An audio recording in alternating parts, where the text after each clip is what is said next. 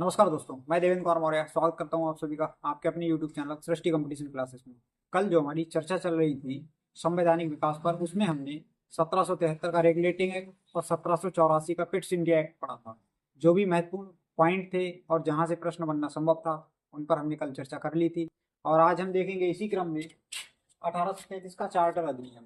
1833 का चार्टर अधिनियम, यहाँ से एक बहुत महत्वपूर्ण प्रश्न बनता है। जो बंगाल का गवर्नर जनरल होगा वह भारत का गवर्नर जनरल बन गया। मतलब जो बंगाल का गवर्नर जनरल था वह भारत का गवर्नर जनरल बन गया। और ऐसा बनने वाला पहला व्यक्ति विलियम बेंटिक था।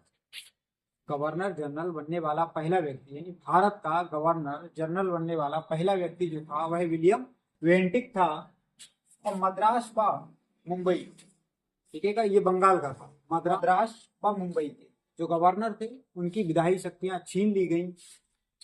उनकी विधायी शक्तियों को छीन लिया गया। कंपनी को एक प्रशासनिक निकाय बना दिया गया। जो कंपनी है उसे एक बना दिया गया, क्या, एडमिनिस्ट्रेटिव बॉडी। कंपनी को एक प्रशासनिक निकाय बना दिया गया। विधि आयोग की स्थापना की गई। यानी इसी अधिनियम के माध्यम से क्या है, विधि आयोग की स्थापना की गई। कब की गई? 1833 में।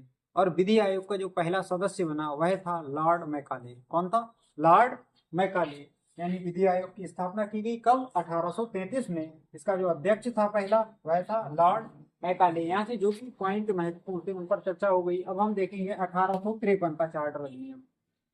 इसमें केवल और केवल एक ही पॉइंट है जो महत्वपूर्ण है कि जो सिविल सेवा है उसकी जो परीक्षा है वह खुली प्रतियोगिता होने लगी। यानी सिविल सेवा की हमने खुली प्रतियोगिता चालू की। सिविल 1858 का भारत शासन अधिनियम, ये 1858 का है, ना कि 1935 का। 1858 के यदि भारत शासन अधिनियम के बारे में देखेंगे तो कंपनी यहाँ पर समाप्त कर दी गई।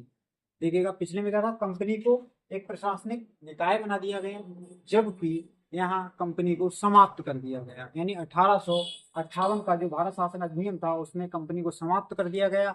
और जो भी शासन था वह सीधे महारानी के हाथों में पहुंच गया। यानी जो शासन था वह महारानी के हाथों में पहुंच गया।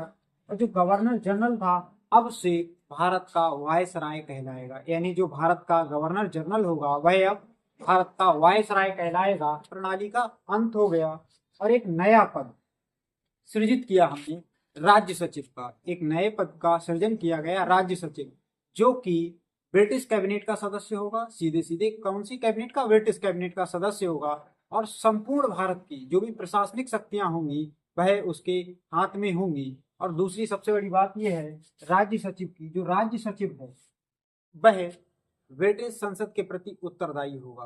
यानी वह किसके प्रति उत्तरदायी होगा? ब्रिटिश संसद के। चलिएगा कल बात करते हैं थोड़े से और चार्टर एक्ट पर। तब तक के लिए नमस्कार।